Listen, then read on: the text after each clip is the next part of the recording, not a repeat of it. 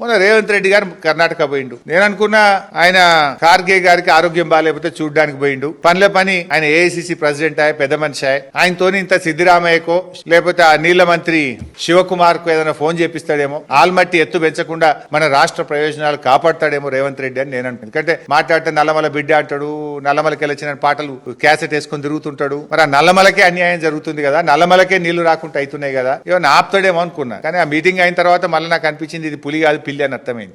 నువ్వు పోయినావు కర్ణాటకకు పోతే నువ్వు కనీసం కర్ణాటక ముఖ్యమంత్రి సిద్దిరామయ్య గారినో నీళ్ల మంత్రి శివకుమార్నో కలిసి మీరు ఆల్మట్టి ఎత్తు పెంచొద్దు, ఎందుకంటే మీ కాంగ్రెస్ ప్రభుత్వమే కదా, మీ దోస్తే కదా, నీకు బాగా జాన్ జిగిరే కదా, నువ్వు ఆపియవా? పోనీ నీ కార్గేతో ఒక ఫోన్ చేయించవా?